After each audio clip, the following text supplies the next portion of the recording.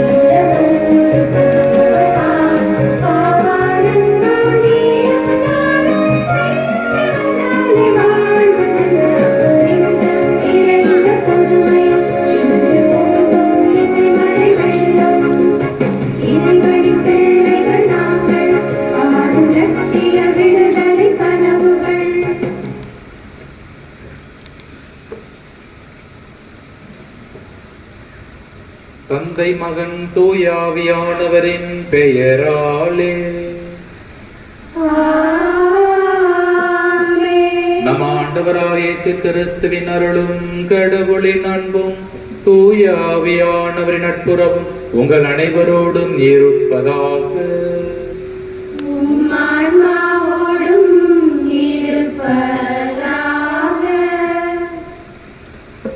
இத்துணை மகிமைக்கும் மாட்சிமைக்கும் உரிய நம் பள்ளி தூய ஆவியானவர் தங்கும் ஆலயம். பிரியமானவர்களே, ஒரு ஆலயம் சரியாக கட்டப்பட வேண்டும் என்றால் அதன் அடித்தளம் உறுதியாக இருக்க வேண்டும். எனவே தூய ஆவியானவர் அருளும் நம்பிக்கை என்னும் கனியே இந்த கல்வியாண்டின் அடித்தளமாக அமையட்டும்.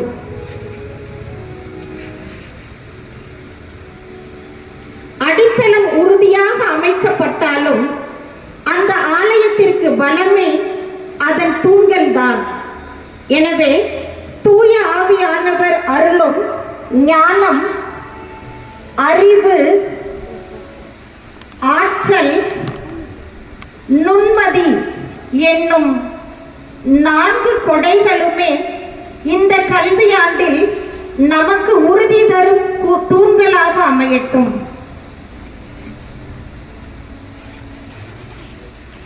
அடித்தளமும் தூண்களும் பலமாக அமைந்தாலும் அதன் மேற்கூரைதான் அந்த ஆலயத்திற்கு பாதுகாப்பை தரும்.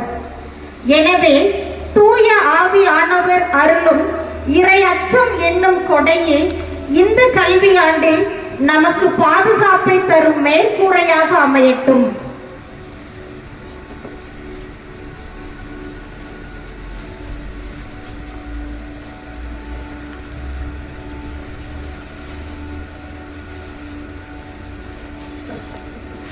இப்படி பிரம்மாண்டமாய் அமைந்த செயின்ட் ஜோசப் CBSE ஸ்கூல் என்னும் நம் பள்ளி இந்த ஆண்டு முழுவதும் மட்டுமல்ல, இனிவரும் காலங்களிலும் தூய ஆவியானவர் தங்கும் ஆலயமாகவே அமைந்திடும்.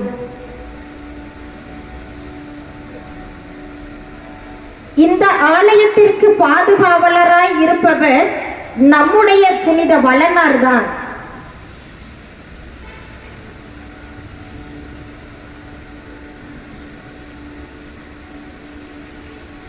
நாம் ஒவ்வொருவரும் இவ்வாலயத்தின் தனித்தனி உறுப்புகள்.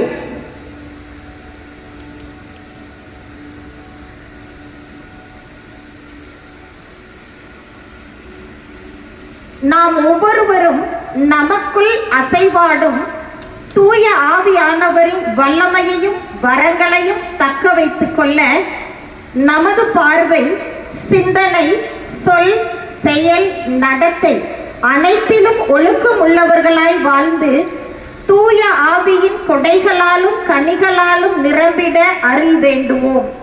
இத்தகைய அருள் வரத்தை பெற்றுத்தரவும் திருப்பலி நிறைவேற்றி இறையாசீர் வழங்கிடவும் வருகை தந்திருக்கும் அருட்தந்தை அவர்களையும், புனித வியாகுல அன்னை மரியின் ஊழியர் சபை அருட்சகோதரிகளையும், இரு பள்ளி தலைமை ஆசிரியர்களையும், அனைத்து ஆசிரியர் பெருமக்களையும், அலுவலக பணியாளர்களையும், எனதருமை மாணவ கண்மணிகளையும் இவ்வேளையில் வாழ்த்தி வரவேற்கிறோம். இவ்வளாகம் முழுவதும் கூடியிருக்கும் அனைவரின் உள்ளங்களிலும் இல்லங்களிலும் தூய ஆவியானவரின் ஆசி நிரம்பி வழிய வரம் வேண்டி தொடர்ந்து இத்திருப்பலியில் இணைவோம்.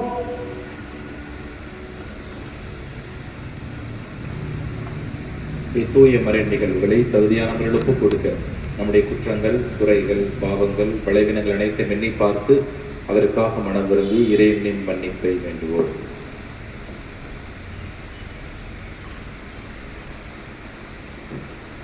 எல்லாம் வல்ல இறைவனிடமும் சகோதர சகோதரிகளே உங்களிடமும் நான் பாவியனை ஏற்றுக்கொள்கிறேன்.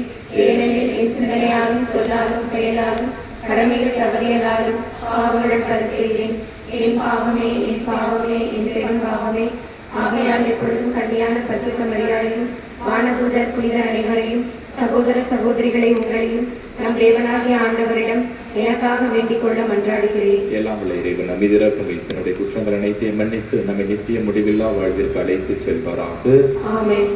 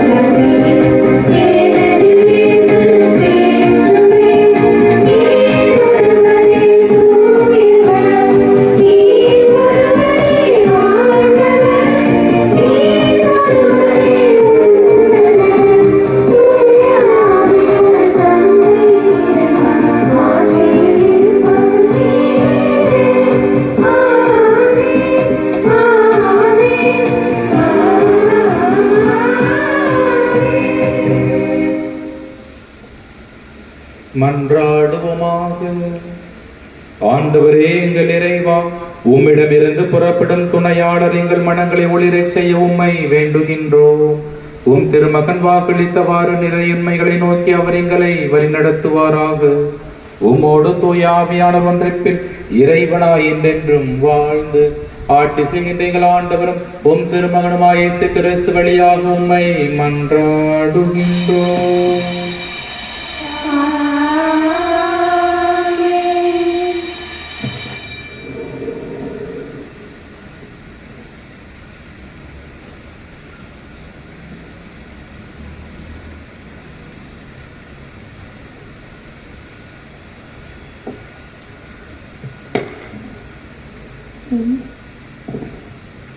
முதல் வாசகம். இறைவாக்கினர் எசேக்கியேல் நூலிலிருந்து வாசகம். அதிகாரம் 36. இறைத்திரு வசனங்கள் 25 28 வரை. நான் தூய நீரை உங்கள் மேல் தெளிப்பேன். நீங்கள் உங்கள் எல்லா அழுக்கிலிருந்தும் தூய்மையாவீர்கள். உங்கள் எல்லா சிலை வழிபாட்டு தீட்டையும் அகற்றுவேன். நான் உங்களுக்கு புதிய இதயத்தை அருள்வேன், புதிய ஆவியை உங்களுக்குள் புகுத்துவேன். உங்கள் உடலிலிருந்து கல்லாலான இதயத்தை எடுத்துவிட்டு சதையாலான இதயத்தை பொருத்துவேன். என் ஆவியை உங்களுக்குள் புகுத்துவேன். என் நியமங்களை கடைபிடிக்கவும் என் நீதி நெறிகளை கவனமாய் செயல்படுத்தவும் செய்வேன். நான் உங்கள் முன்னோருக்கு கொடுத்த நாட்டில் நீங்கள் வாழ்வீர்கள். அப்போது என் மக்களாய் இருப்பீர்கள். நான் உங்கள் கடவுளாய் இருப்பேன். இது ஆண்டவர் வழங்கும் அருள்வாக்கு. இறைவா உனக்கு நன்றி.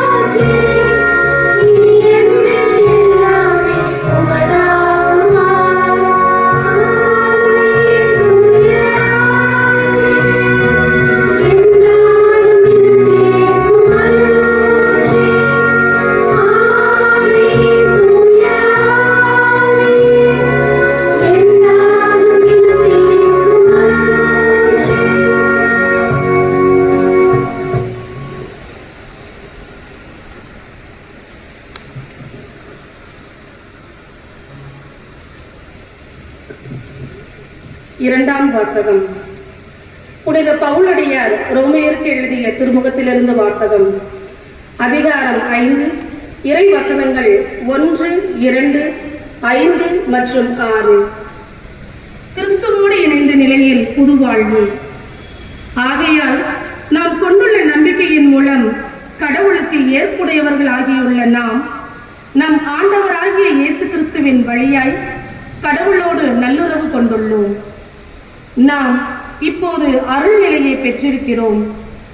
இந்நிலையை அடையும் உரிமை இயேசு கிறிஸ்து மீது கொண்ட நம்பிக்கையால் தான், அவர் வழியாகவே நமக்கு கிடைத்தது. கடவுளின் மாட்சியில் பங்கு பெறுவோம் என்னும் எதிர்நோக்கில் நாம் பெருமகிழ்வும் கொள்ள முடிகிறது. அந்த எதிர்நோக்கு ஒருபோதும் ஏமாற்றம் தராது. ஏனெனில் நாம் பெற்றுள்ள தூய ஆவியின் வழியாய் கடவுளின் அன்பு நம் உள்ளங்களில் பொழியப்பட்டுள்ளது. நாம் இறைப்பற்று இன்றி வலுவற்று இருந்த போதே குறித்த காலம் வந்ததும் கிறிஸ்து நமக்காக தம் உயிரை கொடுத்தார். ஆண்டவரின் அருள்வாக்கு. இறைவா உமக்கு நன்றி.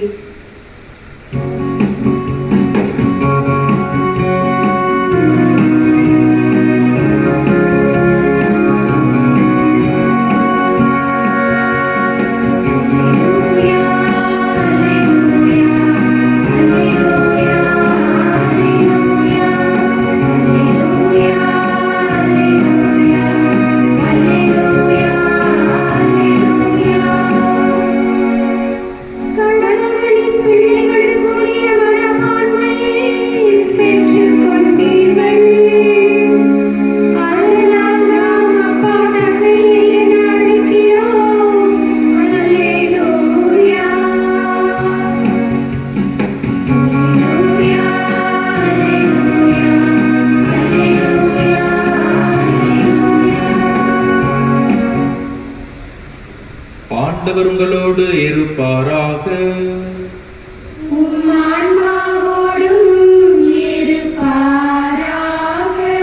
தூய யோவான் எழுதிய பரிசுத்த நற்செய்தியிலிருந்து வாசகம்.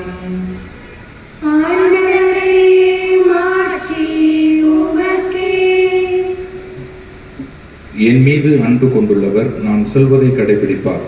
என் தந்தையும் அவர் மீது அன்பு கொள்வார். நாங்கள் அவரிடம் வந்து அவரிடம் குடிக்கொள்வோம்.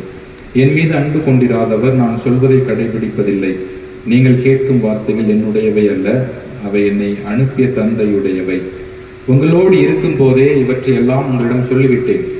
என் பெயரால் தந்தை அனுப்ப போகின்ற தூய ஆவியாராம் துணையாளர் உங்களுக்கு அனைத்தையும் கற்றுத்தருவார். நான் கூறிய அனைத்தையும் உங்களுக்கு நினைவூட்டுவார். அமைதியை உங்களுக்கு விட்டுச் செல்கின்றேன், என் அமைதியை உங்களுக்கு அளிக்கின்றேன். ஆண்டவரின் அருள்வாக்கு.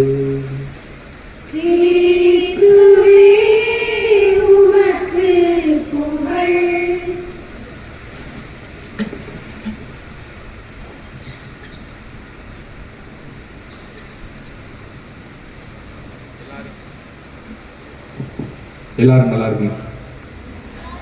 எல்லாரும் சாப்பிட்டீங்களா? எல்லாரும் சாப்பிட்டீங்களா?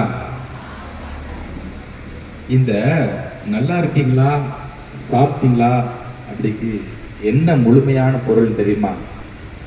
நிறைய பேருக்கு தெரியாது. தெரியாமையே நம்முடைய அன்றாட வாழ்க்கையில் தினமும் நம்மோடு இருப்பவரிடம் கேட்கக்கூடிய வார்த்தைகள். நல்லா இருக்கீங்களா, சாப்பிட்டீங்களா அப்படின்னா என்ன பொருள்? சரி, நல்லா இருக்கீங்களான்ற வார்த்தையை யாரை பார்த்து கேட்போம்? எல்லாரையும் பார்த்து கேட்போம். சாப்பிட்டீங்களான்னு வார்த்தை கொஞ்சம் பேர் தான் கேட்போம். அப்படியா?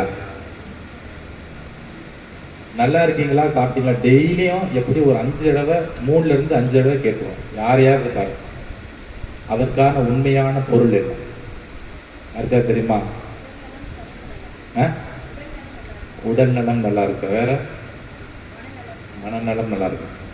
சரி, நல்லா இருக்கீங்களான்ற வார்த்தை யாரை பார்த்து கேட்போம்னா டெய்லி பார்க்குறோன்னு சொல்லிட்டு 2 காரியங்கள். நல்லா இருக்கீங்களா அப்படின்னா ரொம்ப நாள் கழித்து ஒருத்தவங்களை பார்க்குறோம். ஒரு மாதம் கழிச்சு, ஒரு 10 நாள் கழிச்சு அவங்கள பார்த்தா நல்லா இருக்கீங்களான்னு கேட்போம். சாப்பிட்டீங்களா அப்படிங்கிறத வந்து ஊர்ல இருந்து வர்றாங்க, அவங்கள பார்த்து முதல் வார்த்தையை சாப்பிட்டீங்களான்னு சொல்லுவோமா?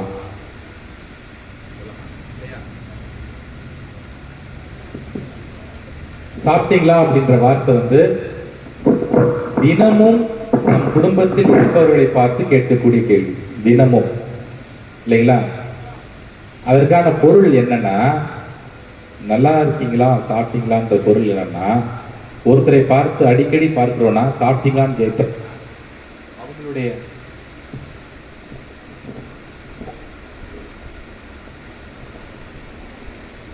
ஒருத்தவங்களை பார்த்து சாப்பிட்டீங்களா அப்படின்னா உங்கள் உடல் ஆரோக்கியமாக இருக்குதான்னு சொல்லி மறைமுகமான பொருள். நம்முடைய முன்னோர்கள் அப்படிதான் வச்சிருக்காங்க.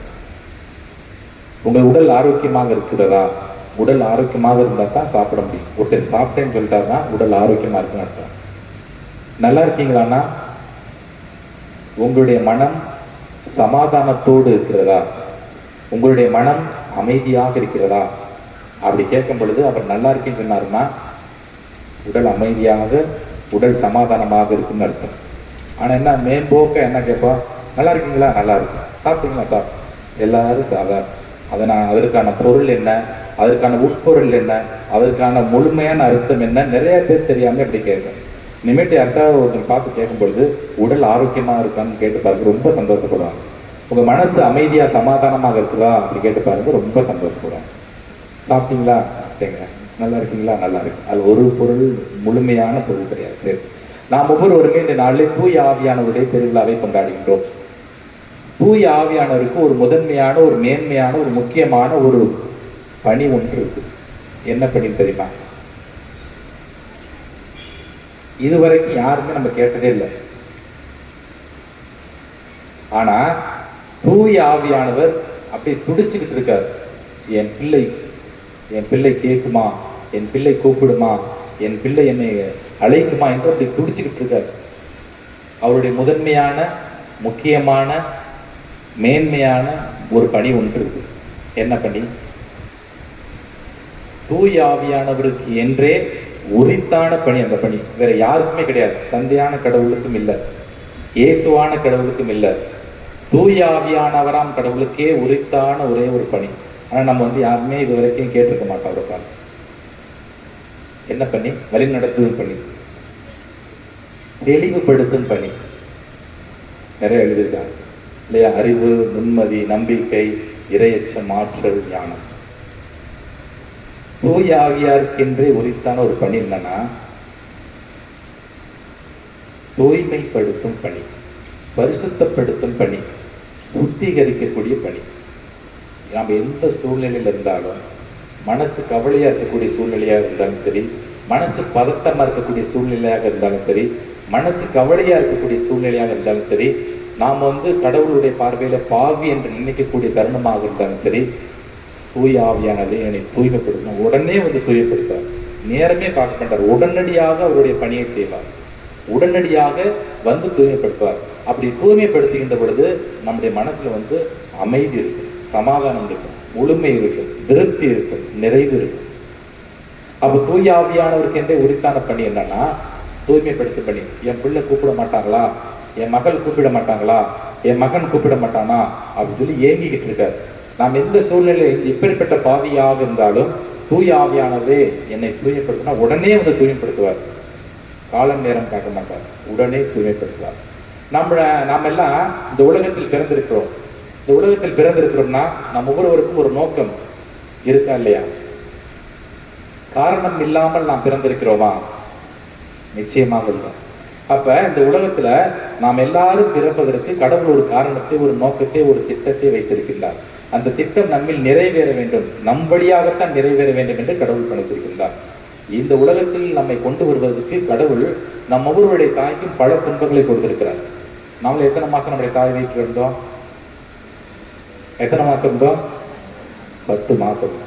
நம்முடைய தாய்க்கு கடவுள் கொடுத்த துன்பங்கள் என்னன்னா, ஒவ்வொரு தாய்க்கும் கடவுள் இந்த உலகத்தில் துன்பத்தை கொடுத்து ஒரு குழந்தை இந்த உலகத்தில் கொண்டு வந்தார்னா, முதல் மாதம் வாந்தியின் மாதம், 2வது மாதம் மயக்கத்தின் மாதம், 3வது மாதம் மகிழ்ச்சியின் மாதம், 4வது மாதம் தலைவலியின் மாதம், 5வது மாதம் இடுப்பு வலியின் மாதம், 6வது மாதம் வயிற்று வலியின் மாதம், 7வது மாதம் வளைகாப்பின் மாதம், 8வது மாதம் மனச்சோர்வின் மாதம், 9வது மாதம் பயத்தின் மாதம், 10வது மாதம் மறுபிறவியின் மார்க்கம். ஒரு தாய்க்கு கடவுள் இவ்வளவு துன்பங்களை கொடுத்து ஒரு குழந்தையை இந்த உலகத்தில் பெற்றெடுக்க வைக்கிறார் என்றால் அந்த குழந்தைக்கு வழியாக பல திட்டங்களை, பல காரியங்களை செய்ய விரும்புகின்றார். நம்மளாம் எத்தனாவது தலைமுறை?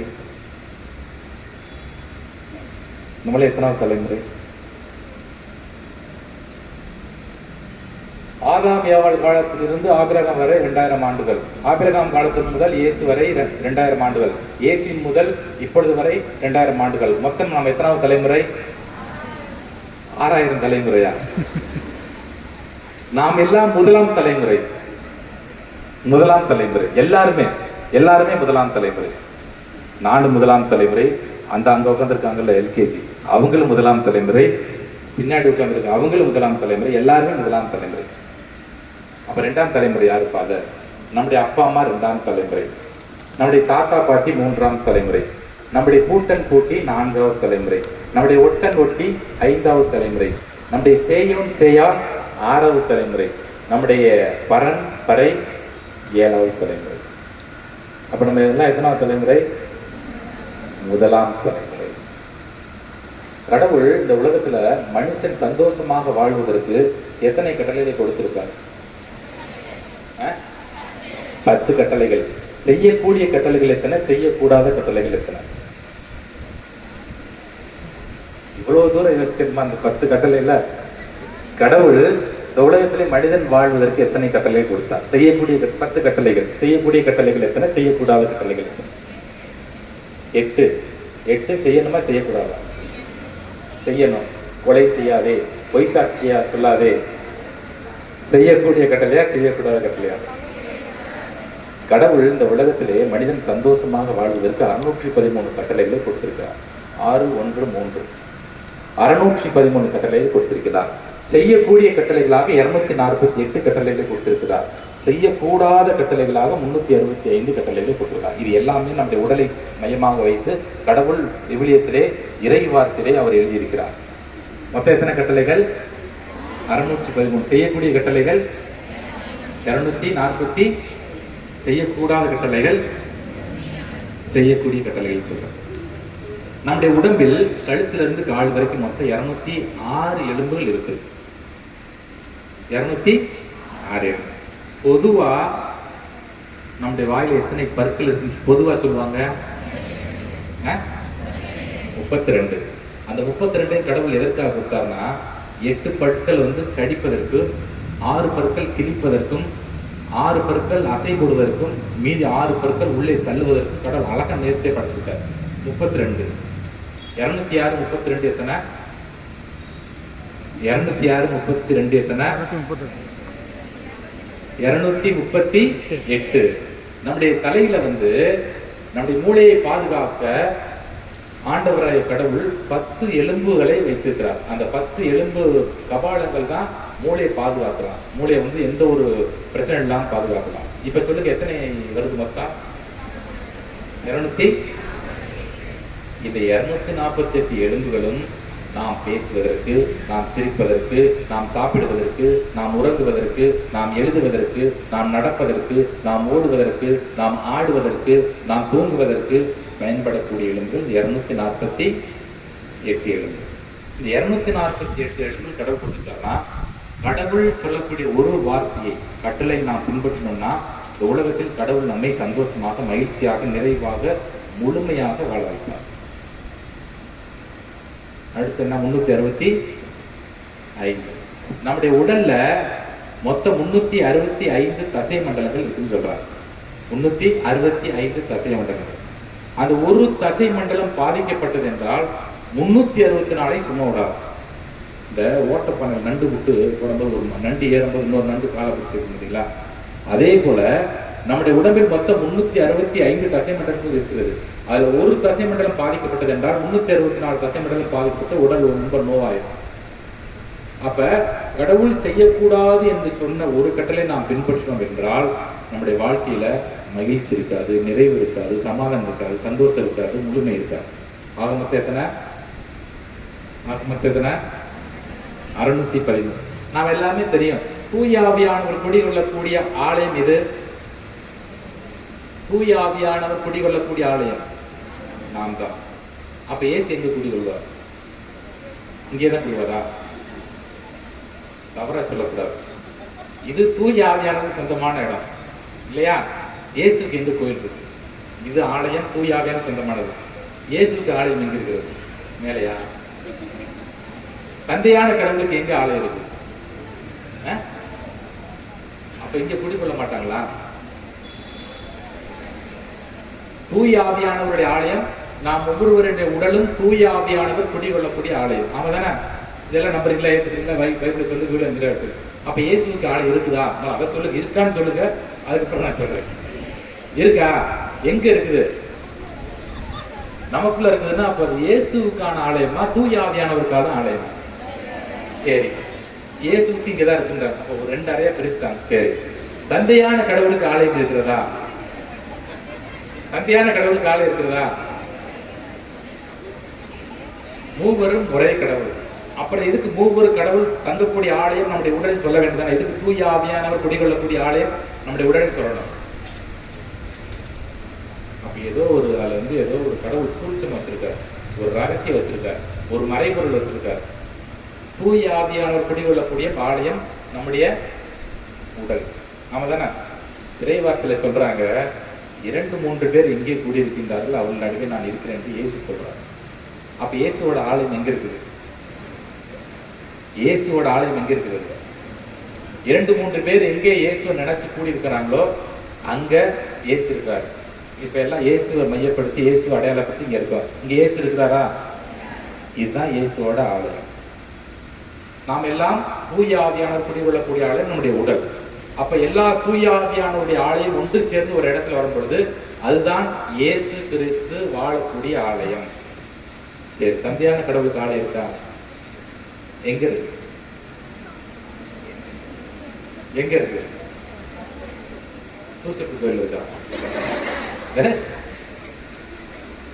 தூய ஆவியானவர் கடவுளுக்கு ஆலயம் இருக்கு, இயேசுக்கு ஆலயம் இருக்குது. தந்தையான கடவுளுக்கு எங்க ஆலயம் இருக்குன்னா இந்த தனிப்பட்ட தூய ஆவியானுடைய ஆலயங்கள் எல்லாம் ஒன்று சேர்ந்து வர முடியுங்களா? இங்க இயேசு இருக்காரு. அதே போல ஒவ்வொரு ஞாயிறு அன்றும் நாம் ஆலயத்தில் திருப்பலியில் பங்கெடுக்கலாம்.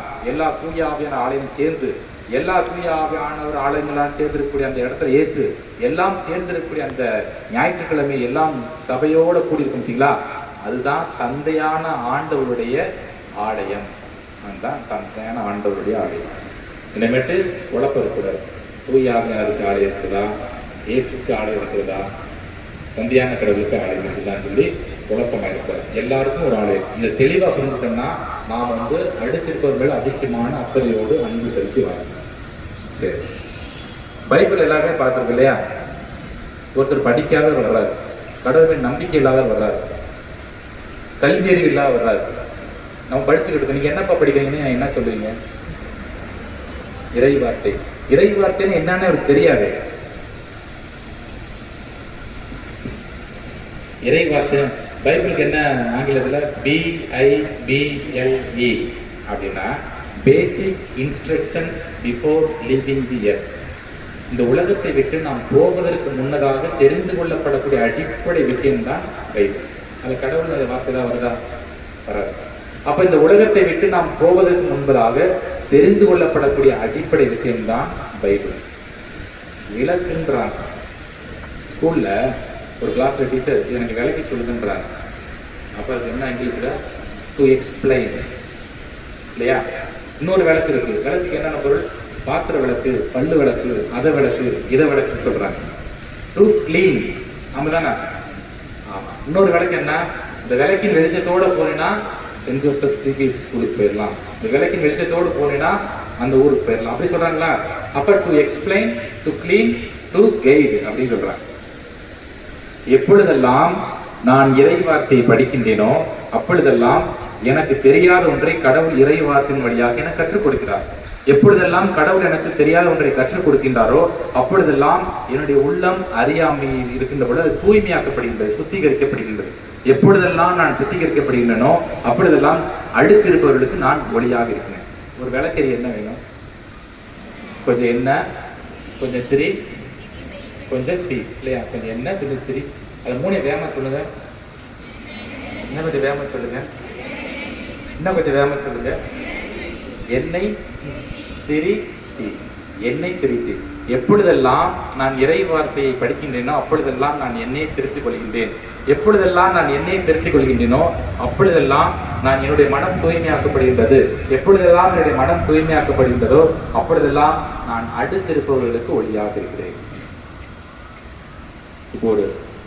இப்போ ஒரு பிராக்டிக்கலா ஒன்று செஞ்சு காமிக்கிறேன். இது மேஜிக் கிடையாது, மேஜிக் கிடையாது, மறுபடியும் ஒன்லி செய்தி. கடவுள் இந்த நாளில் நமக்கு சொல்லப்படக்கூடிய செய்தி அப்படித்தான் இருக்கு, மேஜிக் கிடையாது.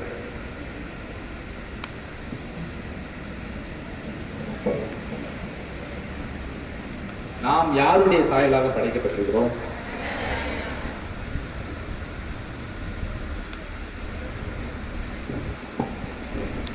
நாம் யாருடைய சாயலாக படைக்கப்பட்டிருக்கிறோம்?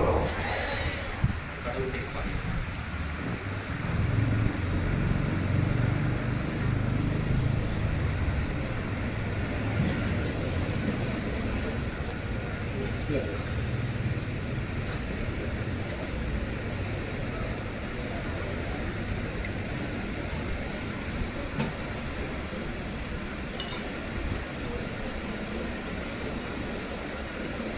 நாம் எல்லாருமே கடவுளுடைய சாயல், எல்லோருமே கடவுளுடைய சாயலாக படைக்கப்பட்டிருக்கிறோம். இப்ப இந்த கடவுளுடைய சாயல் நமக்கு கடைசி வரைக்கும் இருக்குமா? கடைசி வரைக்கும் பாதுகாக்க முடியுமா? சாத்தான் நமக்கு உள்ள இந்த சாயலை அழிக்கிறார் இல்லையா? அப்ப இந்த கடவுளுடைய சாயல் நமக்கு எப்பொழுதுமே இருக்குன்னு சொல்லி கடவுள் விரும்புறார். ஆனா சாத்தான் என்ன செஞ்சிருது?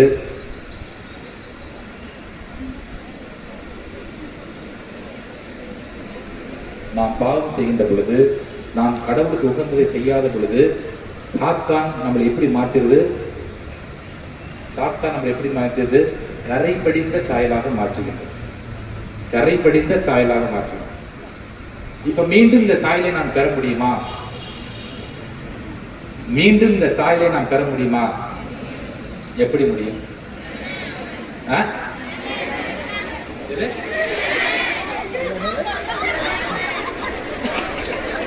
இது உங்க சயின்ஸ்ல இருக்குதா? அப்படியா? இது மேஜிக் இல்ல, அறிவியல் இல்ல, இது செய்தி. கடவுள் நம்ம கொடுக்கக்கூடிய செய்தியா நினைத்துக் கொள்ள வேண்டும். சரிங்களா? சரி, இப்ப அப்ப தெரியும் உங்களுக்கு இல்லையா? சரி, அப்ப நம்முடைய சாயல் கடவுளுடைய சாயலாக இருக்கும் பொழுது, நாம் பாவம் செய்கின்ற பொழுது கடவுளுடைய சாயலை இழக்கின்றோம். கடவுளுடைய சாயலை இழக்கின்ற பொழுது நாம் கரைபடிந்த சாயலாக இருக்கின்றோம். அடுத்து இயேசு கிறிஸ்து உலகத்தில் அவர் நமக்காக நம்மையே கையளித்து அவர் ரத்தத்தை சிந்தி அப்படி செலுத்துகின்ற பொழுது நாம் மீண்டுமாக இறை சாயலை பெற விரும்புகின்றோம். நீங்க எல்லாம் இளநீ சாப்பிட்றீங்களா? தேங்காய் சாப்பிட்றீங்களா? இளநீ சாப்பிட்றீங்களா? தேங்காய் சாப்பிட்றீங்க இல்லையா? இளநீ வெளியிலேயே இருக்கும். தேங்காய் குழம்புக்கு சட்னி அதை சாப்பிடுவோம். இளநியோட மதிப்பு அதிகமா, தேங்காவோட மதிப்பு அதிகமா? கரெக்டா சொல்லுங்க. இளநியோட மதிப்பு அதிகமா, தேங்காவோட மதிப்பு அதிகமா? இளநியோட மதிப்பு அதிகம். இளநி இளமையா இருக்குமா, முதுமையா இருக்குமா? அப்ப நீங்களே எப்படி இருக்கீங்க? அப்ப உங்க மதிப்பு எப்படி அதிகம்? என்னைக்கு மறக்கக்கூடாது. இளமையா இருக்கக்கூடிய நேரத்துல மதிப்பு அதிகம். அதே தேங்காய் ஆயிடுச்சுன்னா 10 ரூபா 15 ரூபாய் தான் போகும். அப்ப கடவுள் இந்த உலகத்தில் நம்ம சின்ன வயசுல இருந்து நம்ம இது படிக்க வைக்கிறாருன்னா, ஞானத்தை கொடுக்கிறாருன்னா, அதுல நம்ம எல்லாருமே உயர்வாக நினைக்கின்றார். இந்த உயர்வாக நினைக்கக்கூடிய ஆண்டவருக்கு நாம் விசுவாசம் உள்ளவர்களாக, நன்றி உள்ளவர்களாக இருக்க வேண்டும். அப்படி இருந்தோம்னா நிறைய காரியங்களை நாம் கற்றுக்கொள்ளலாம். அடுத்ததாக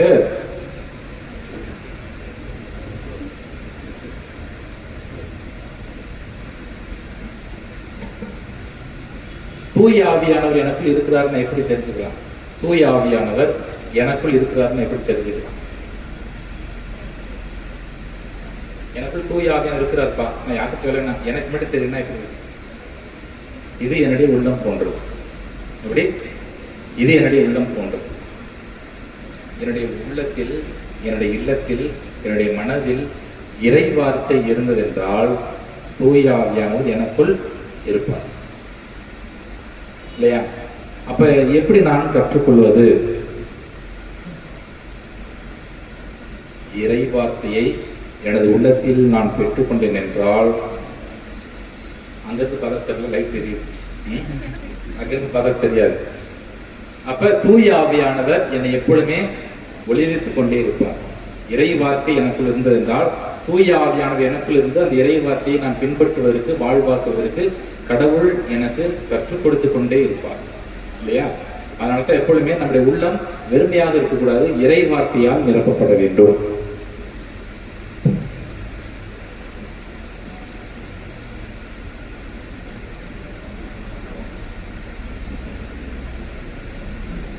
கடவுளுக்கு உகந்த காரியங்களை நாம் செய்யறோமா இல்லையா? கடவுளுடைய வார்த்தைக்கு கீழ்ப்படுகிறோம், கோயிலுக்கு போறோம், சிவமாலை சொல்றோம், பெற்றோர்களுக்கு கீழ்ப்படுகிறோம், பிறருக்கு உதவி செய்யறோம். வேற என்ன இருக்குது? டெய்லி பூசை போய் நன்மை எடுக்கிறோம், நன்மை எடுக்கிறோம்.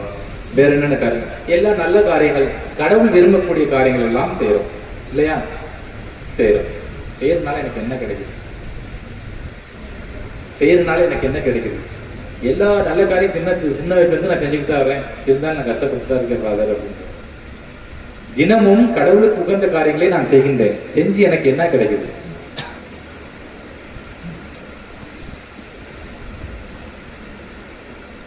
இது உப்பு, இது அறிவியல்ல வராது. அப்ப நான் தினமும் கடவுளுக்கு உகந்த காரியங்களை நான் செய்த பொழுது கடவுளுடைய ஆசீர்வாதம் எனக்கு கிடைக்கிறது இல்லையா? கடவுளுடைய ஆசீர்வாதம் எனக்கு கிடைந்திருந்தால் கடவுள் என்னை எப்படி வாழ வைப்பார்? கடவுளுடைய ஆசீர்வாதம் எனக்கு கிடைக்குது, கடவுளுக்கு உகந்த காரியங்களே நான் செய்கிறேன், கடவுளுடைய ஆசீர்வாதம் எனக்கு கிடைச்சா எனக்கு என்ன ஆக போகுது? கடவுள் என்னுடைய வாழ்வை ஒளி நிறைந்த வாழ்வாக மாற்றுவார். கடவுள் என்னுடைய வாழ்க்கையை ஒளி நிறைந்த வாழ்வாக மாற்றுவார். அப்ப என்னைக்குமே கடவுளுடைய வார்த்தையை கீழ்ப்படுவதற்கு நாம் தயங்கக்கூடாது, கடவுளுடைய வார்த்தைக்கு முக்கியத்துவம் கொடுப்பதற்கு நாம் தயங்கக்கூடாது இல்லையா? அப்ப கடவுள் அவருடைய வார்த்தையை நான் பின்பற்றுகின்ற பொழுது கடவுள் எப்பொழுதுமே என்னை ஆசீர்வதித்து என்னுடைய வாழ்வை ஒளி நிறைந்த வாழ்வாக வாழ வைப்பார், ஒளி நிறைந்த வாழ்வாக முழுவதுமாக வாழ வைப்பார் இல்லையா? காலையில செவம் சொல்லக்கூடிய பழக்கம்லாம் இருக்குல்ல நமக்கு. ஒரு செபம் சொல்லித்தரேன், அந்த செபத்தை வந்து சொல்லி பாருங்க, அந்த நாளுக்குள்ள மகிழ்ச்சியா சந்தோஷமா. செபத்திலே ஒரு சிறந்த செபம்னு ஒன்று இருக்குது. காலை எந்திரிச்சோடனே ஏசு மாதிரி சுசியங்கள் அடைக்கல கல்வி மூன்று வகை செபம். என்னன்னா, ஆண்டவரே என்னுடைய உடல், உள்ளம், ஆன்மா, அறிவு, என்னுடைய சிந்தனை, சொல், செயல். இரண்டாம் பகுதி, நான் சந்திக்கக்கூடிய இடம், சந்திக்கக்கூடிய நபர்கள், சந்திக்கக்கூடிய சூழ்நிலைகள், இவற்றை உன்னிடம் ஒப்படைக்கிறேன் அப்படின்னு சொல்லிட்டு ஆரம்பிச்சீங்கன்னா இந்த எல்லாத்தையும் கடவுள் பார்த்துப்பார். அது அவருடைய வேலை. என்னை உடல், உள்ளம், ஆன்மா, அறிவு, என்னுடைய சிந்தனை, சொல், செயல், என்னுடைய நான் சந்திக்கக்கூடிய நபர்கள், சந்திக்கக்கூடிய இடங்கள், சந்திக்கக்கூடிய சூழ்நிலைகள் உம்மிடத்தில் ஒப்படைக்கிறேன் அப்படின்னு சொல்லி அந்த நாள் ஆரம்பிச்சோம்னா அந்த எல்லாத்தையும் கடவுள் பார்த்துப்பார். தூங்க போகும்போது எப்படி சொல்லுவீங்க? நெற்றினாலே போற்றும் சிலுவை, நேச பிசாசை விரட்டும் சிலுவை, புத்தியினாலே போற்றும் சிலுவை, பூரண பலன்களை அடையும் சிலுவை. அப்படி சொல்லிட்டு பார்த்தோம்னா எந்த சூழ்நிலையுமே உங்களுக்கு கனவே வராது, நல்ல உறக்கம், நல்ல உறங்கு. அப்ப தூய ஆவியானுடைய முதன்மையான மேன்மையான பணி என்னது? சுத்திகரிப்பது, தூய்மைப்படுத்துவது. அப்ப அந்த தூய ஆவியானவராம் கடவுள் சுத்திகரிக்கிறார்னா, தூய்மைப்படுத்துறாருன்னா நாம் வந்து முழுவதுமாக ஒப்புக் கொடுக்க வேண்டும். இந்த உடல் தூய ஆவியானவர் குடிவரக்கூடிய ஆலயம். அந்த ஆலயத்தை நாம் அவருக்கு ஏற்றாற் போல நாம் வைத்து வாழ்ந்தோம் என்றால் நிச்சயமாக எல்லா ஆசீர்வாதங்களையும் நாம் நம்முடைய வாழ்வில் பெற முடியும். ஆகவே இந்த நாளிலே தூய ஆவியானுடைய திருவிழாவை கொண்டாடுகின்றோம். ஆகவே தூய ஆவியானுடைய எல்லா ஆசீர்வாதங்களையும் நாம் இந்த திருப்பதியில் பெற வேண்டும் என்று செபிப்போம். தூய ஆவியானுடைய கனிகள் எத்தனை? தூய ஆவியானுடைய கனி 9. அது கனிகள் என்று சொல்லக்கூடாது, சுளைகள் என்று சொல்லுங்க. இந்த பெலாப்பழத்துல சுளைகள் சொல்றாங்கல்ல, தூய ஆவியானுடைய கனிகள் வந்து 9 சுளைகள் இருக்கு. அந்த 9 சுளைகள் இன்றைய நாளிலே கடவுள் இந்த திருப்பலின் வழியாக நாம் அனைவருக்கும் கொடுக்க வேண்டும் என்று இந்த நாள் திருப்பள்ளியை நாம் சிறப்பாக மன்றாடுவோம். மீண்டும் ஒரு சிறப்பு ஒரு ரகசியம், எப்பொழுதெல்லாம் கடவுளை பார்த்து வேண்டீங்களோ அப்பொழுதெல்லாம் ஒரே ஒரு சிவம் என்னன்னா, ஆண்டவரே இந்த நாளில் நீர் எனக்கு என்ன கொடுக்க வேண்டும் என்று விரும்புகின்றீரோ அதை மட்டும் எனக்கு கொடு அப்படின்னு மட்டும் சொல்லி பாருங்க. நிச்சயமா கடவுள் நம்ம அனைவரும் நிறைவாக ஆசிரியப்பார். நம்ம அனைவருக்கும் ஒரு சின்ன சந்தேகம் இருக்கு, கடவுளுடைய சித்தம் கடவுளுடைய திட்டம் ரெண்டும் ஒன்றா வெவ்வேறா? ஒன்றுதான் இல்லையா? கடவுளுடைய சித்தம் கடவுளுடைய திட்டம் ரெண்டும் ஒன்றா வெவ்வேறா? ஒன்று, வெவ்வேறு. கடவுளுடைய சித்தம் நிரந்தரமானது, கடவுளுடைய திட்டம் தற்காலிகமானது. கடவுளுடைய சித்தத்திற்கு நாம் ஒப்பு கொடுக்கணும், கடவுளுடைய திட்டத்திற்கு நாம் ஒத்துழைக்க வேண்டும். கடவுளது சித்தம் நிரந்தரமானது, கடவுளது திட்டம் தற்காலிகமானது. நாம் எல்லாம் திண்டுக்கல்ல தான் பிறக்கணுங்கிறது கடவுளது சித்தம், நாம் இந்த ஸ்கூல்ல தான் சேரணுன்றது கடவுளது சித்தம். புரிஞ்சா? அப்ப திண்டுக்கல்ல தான் பிறக்கணுங்கிறது கடவுளது சித்தம், இந்த ஸ்கூல்ல தான் சேரணுங்கிறது கடவுளது சித்தம். ஆகவே அவருடைய சித்தத்திற்கு நம்மை ஒப்பு கொடுத்து அவருடைய திட்டத்திற்கு நாம் முழுவதுமாக நாம் ஒத்துழைப்பு கொடுக்க வேண்டும் என்று நான் திருப்பள்ளியை மன்றாடுவோம்.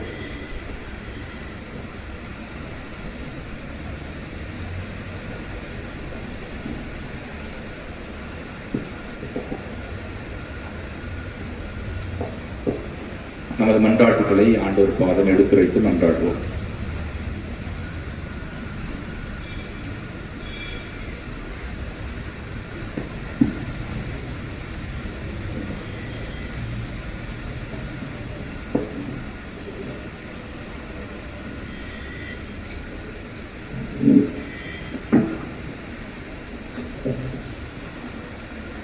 காணிக்கை மன்றாட்டு.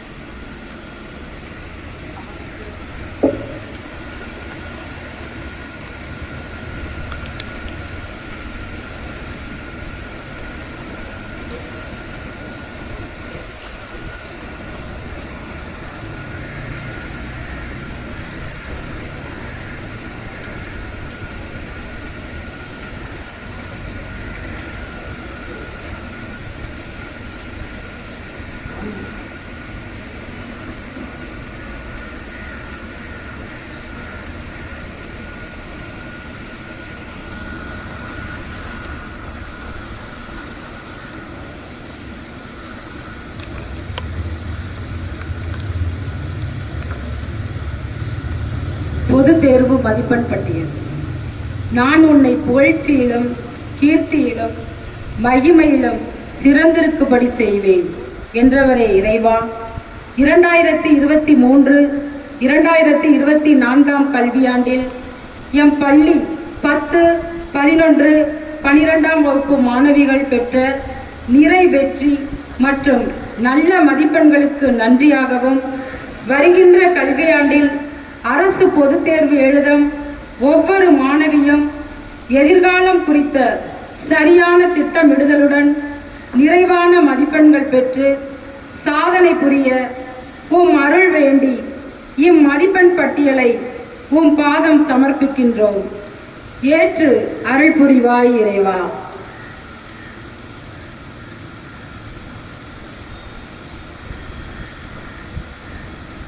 வருகை பதிவேடு. அவர் அனைத்தையும் அதனதன் காலத்தில் நிறைவாக செய்து முடிக்க வல்லவர் என்ற இறை வார்த்தையின்படி சிபிஎஸ்இ பள்ளி என்ற தர உயர்வோடு எம் பள்ளி எடுக்கப் போகும் எல்லா முயற்சிகளிலும் முழு வெற்றி பெற்றிடவும், இப்பள்ளியில் படிக்க வாய்ப்பு பெற்ற ஒவ்வொரு பிள்ளைகளும் கல்வி என்னும் பாதையில் கலங்கரை விளக்காய் ஒளி தந்திடவும், சமுதாயத்திற்கு சிறந்த மனிதர்களாக மாறிடவும் தேவையான உடல் உள்ள ஆன்ம பலத்தினையும் முது ஞானத்தையும் நிறைவாய் பொழிந்திட வேண்டி இவ் ஆசிரியர் மாணவர் வருகை பதிவேட்டினை உம் பாதம் சமர்ப்பிக்கின்றோம். ஏற்று அருள் புரிவாய் இறைவா.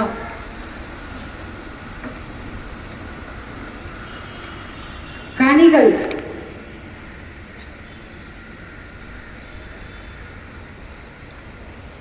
நானே திராட்சை கொடி, நீங்கள் அதன் கிளைகள் என்றவரே இறைவா.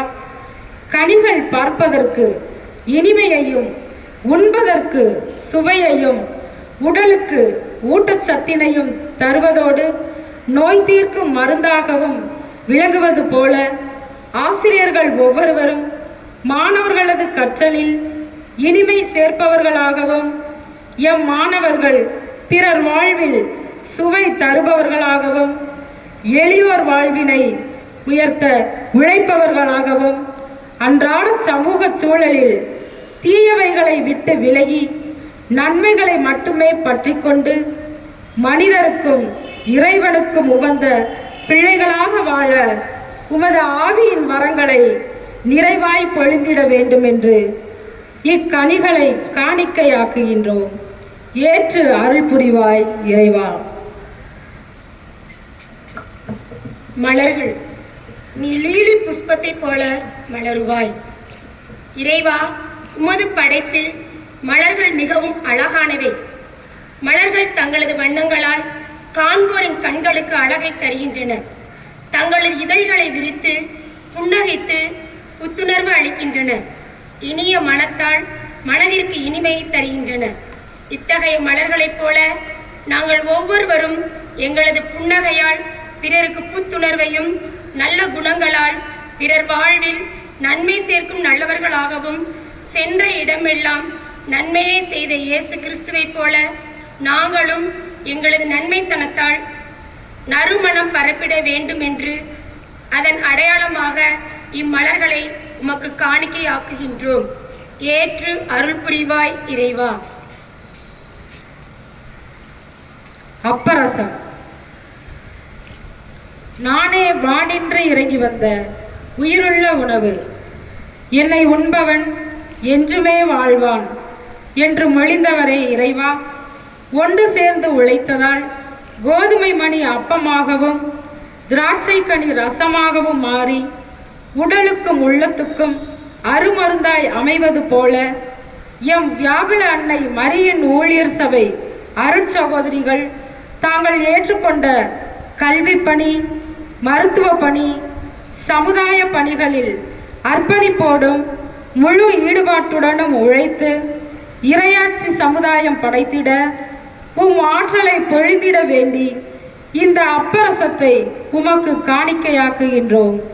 ஏற்று அருள் புரிவாய் இறைவா.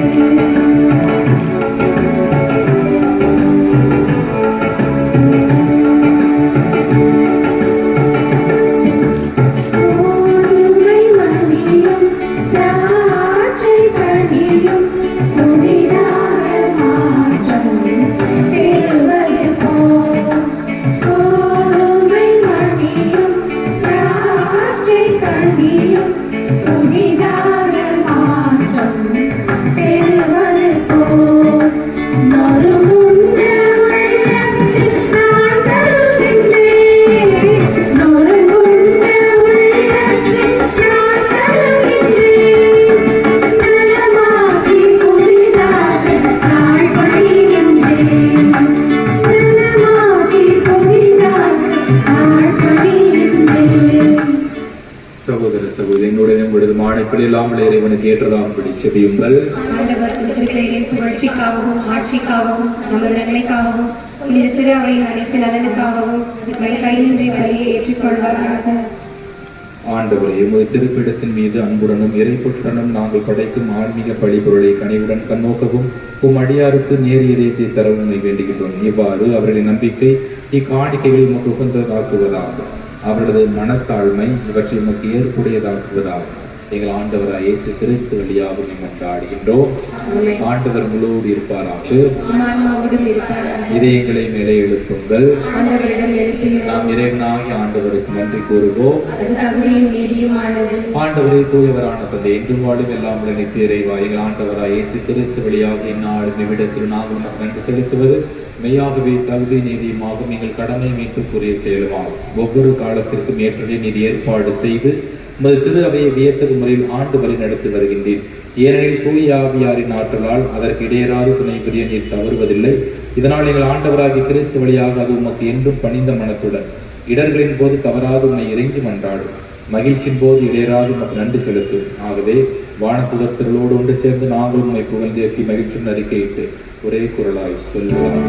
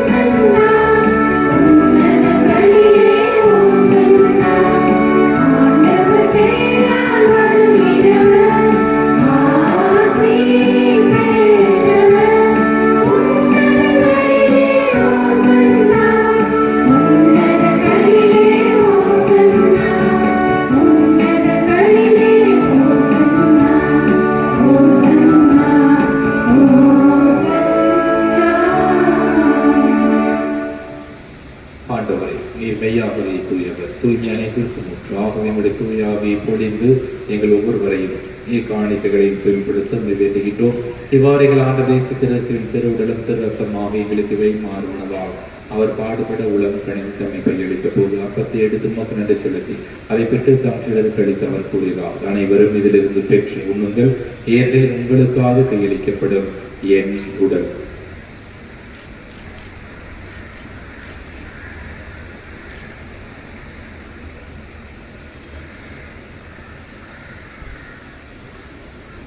அவர் நம்மை இரவிருந்தை அருந்திய பின் கிண்ணத்தை எடுத்து மீண்டும் நன்றி கூறி தாம் சிலருக்கு அளித்து அவர் கூறியதாகும், அனைவரும் இதிலிருந்து பெற்று பருகுங்கள், ஏனெனில் இது புதிய நிலையான உடன்படிக்கைக்குரிய இரத்தத்தின் கிண்ணம். இது பாவ மன்னிப்புக்கு என்று உங்களுக்காக பலருக்காக சிந்தப்படும். இதை என் நினைவாக செய்யுங்கள்.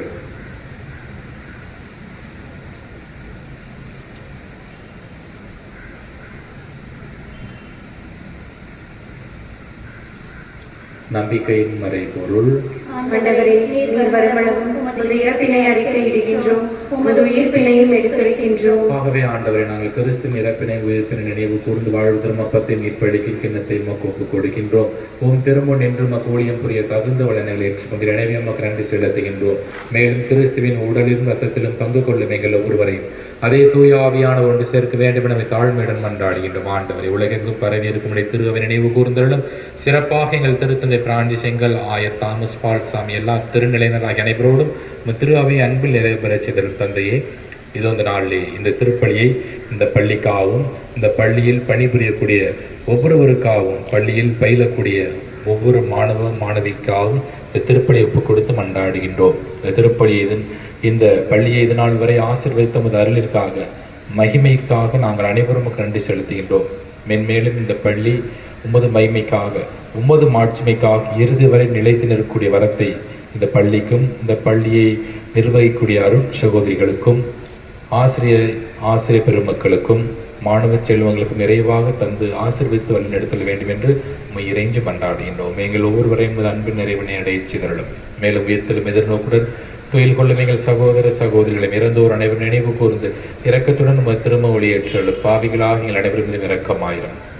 கடவுளின் கன்னித்தாயன புனித மரியா, அவருடைய கணவரான புனித யோசேப்பு, புனித திருத்துதர்கள், இவ்வுலகில் உமக்கு கொண்டோராய் இருந்தோராகிய புனிதர் அனைவருடனும் நாளிடையான வாழ்வில் தோழமை கொண்டும் திருமணேசு கிறிஸ்து வழியாகும் இப்புகழ் தேற்று வரமருள உம்மை மன்றாடுகின்றோம்.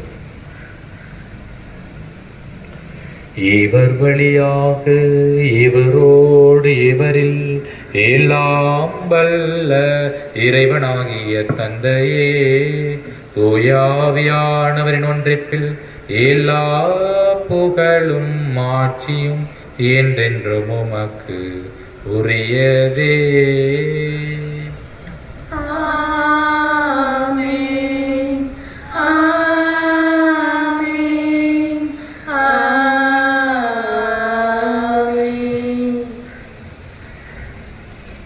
மீட்பரின் கட்டளையால் கற்பிக்கப்பட்டு இறைப்படிப்பினையால் பயிற்சி பெற்ற நாம் துணிந்து சொல்லுவோம். விண்ணுலகில் இருக்கின்ற எங்கள் தந்தையே, உமது பெயர் தூயதென போற்ற பெறுக. உமது ஆட்சி வருக. உமது திருவிழம் விண்ணுலகில் நிறைவேறுவது போல மண்ணுலகிலும் நிறைவேறுக. எங்கள் அன்றாட உணவை இன்று எங்களுக்கு தாரும். எங்களுக்கு எதிராக குற்றம் செய்வோரை நாங்கள் மன்னிப்பது போல எங்கள் குற்றங்களை மன்னியும். எங்களை சோதனைக்கு உட்படுத்தாதேயும், தீமையிலிருந்து எங்களை விடுவித்தருளும். ஆண்டவரே, தீமை அனைத்திலிருந்தும் எங்களை விடுவித்து எங்கள் வாழ்நாளில் அமைதியை கனிவுடன் அருளுமை மன்றாடுகின்றோம். உமது இரக்கத்தின் உதவியால் நாங்கள் பாவத்திலிருந்து எப்போது விடுதலை பெற்று யாதொரு கலக்கமும் என்று நலமாய் இருப்போமாக.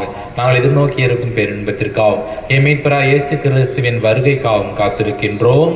ஏனெனில் ஆட்சியும் வல்லமையும் ஆட்சியும் என்றென்றும் உமதே. ஆண்டவராய் இயேசு கிறிஸ்து, அமைதியை உங்களுக்கு விட்டு செல்கின்றேன், என் அமைதியை உங்களுக்கு தருகின்றேன் என்றும் திருத்தூதர்களுக்கு மொழிஞ்சீரே. எங்களது குற்றங்கள், குறைகள், பாவங்கள், பலவீனங்கள் வற்றையெல்லாம் பாராமல் இதோ உமது திருமண ஒரு மனத்தோராய் கூடி செபித்துக் கொண்டிருக்கும் எங்கள் ஒவ்வொருவரின் விசுவாசத்தை மட்டும் கண்ணோக்கி எங்களுக்கு உமது அமைதி மற்றும் இழைத்தருள திருவுளம் கொள்வீராக. என்றென்றும் வாழ்ந்து ஆட்சி செய்கின்றவர் நீரே.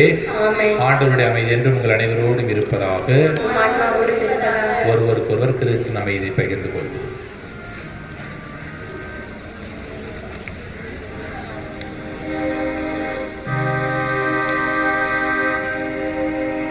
உலகின் பாவம் போக்கும் இறைவனின் செம்மறியே,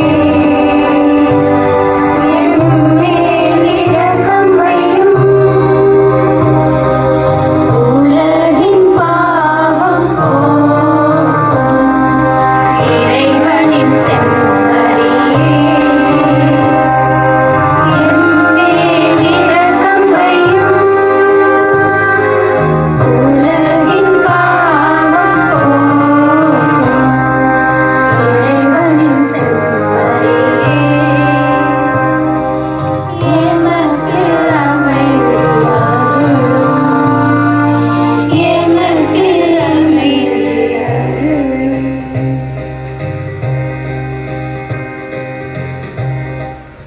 இதோ இறைவனின் செம்மறி, இவரே உலகின் பாவங்களை எல்லாம் போகுகின்றவர். இச்செம்மறியின் திருவிருந்திற்கு அழைப்பு பெற்றிருக்கக்கூடிய நாம் ஒவ்வொருவருமே பேறு பெற்றோர். ஆண்டவரே, நீர் என் இல்லத்தில் எழுந்தருள நான் தகுதியற்றவள். ஆனால் ஒரு வார்த்தை மட்டும் சொல்லியிருந்தும் என் ஆன்மா நலமடையும்.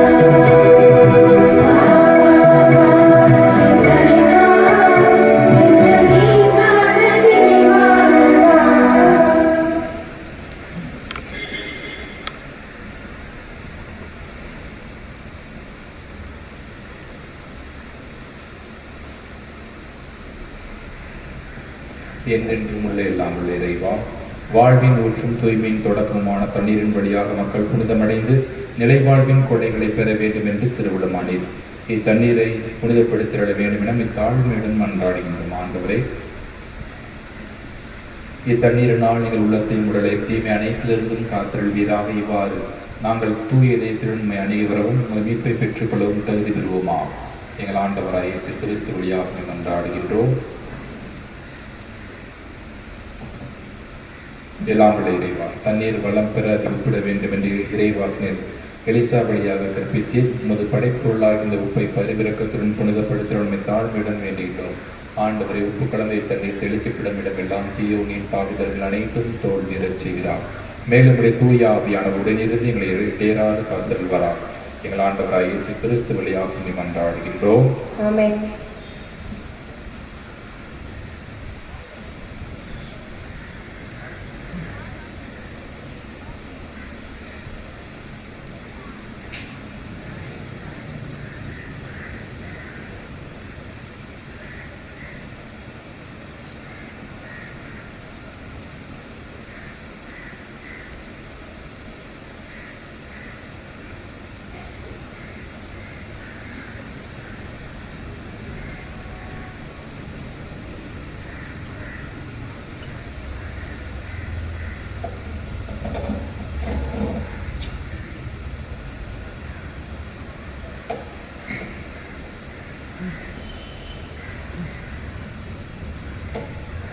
மன்றாடுவோமாக. ஆண்டவரே எங்கள் இறைவா, தூய ஆவியாரின் பொழுது எங்கள் இதயங்களை தூய்மைப்படுத்துவதாக. பனி பொழிவது போல அவர் எங்கள் உள்ளத்தின் ஆழத்தில் இறங்கி எங்கள் ஒவ்வொருவரையும் வளம் பெற செய்வாராக. எங்கள் ஆண்டவராய் இயேசு கிறிஸ்து வழியாக உம்மை மன்றாடுகின்றோம். ஆண்டவர் உங்களோடு இருப்பாராக.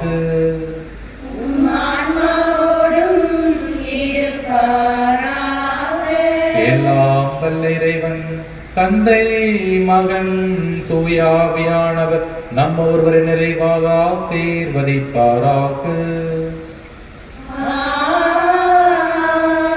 மூவர் இறைவனின் ஆசீர்வாதங்களையும் அருள் வரங்களையும் தூய ஆவியாரின் வழியாக பெற்றவர்களாய் சென்று வருவோம். திருப்பலி நிறைவேறிற்று.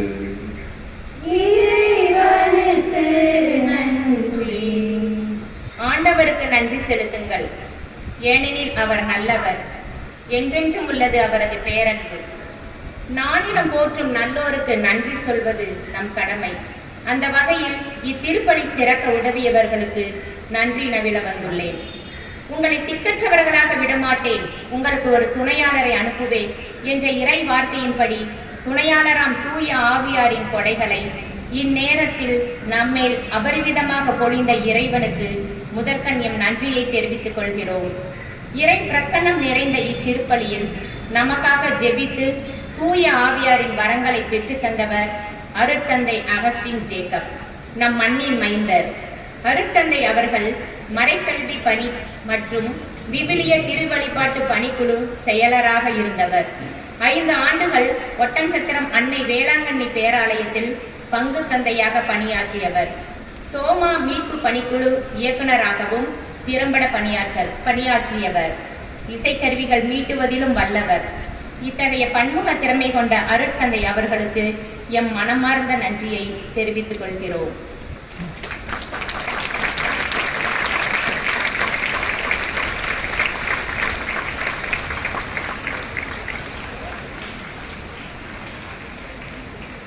இறை நம்பிக்கையை இளம் உள்ளங்களில்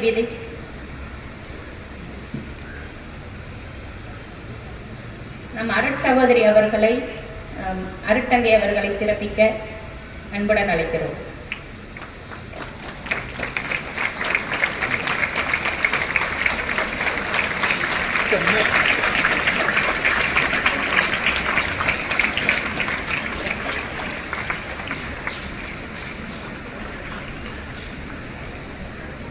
இறை நம்பிக்கையை இளம் உள்ளங்களில் விதைத்து அவை விருட்சமாக வளர வாய்ப்புகளை தொடர்ந்து வழங்கிக் கொண்டிருக்கும் எம் பள்ளியின் முதல்வர் அவர்களுக்கும் எம் நன்றியை தெரிவித்துக் கொள்கிறோம்.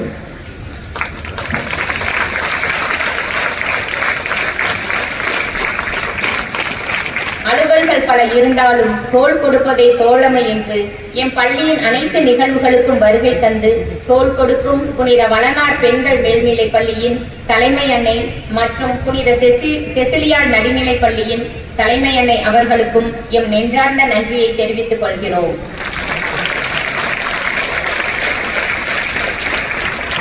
மேலும் இத்திருப்பலியில் பங்கு பெற்று நமக்காக ஜெபித்த மரியின் ஊழியர் சபை அருட் சகோதரிகள் அனைவருக்கும் நன்றியை தெரிவித்துக் கொள்கிறோம். நன்றி.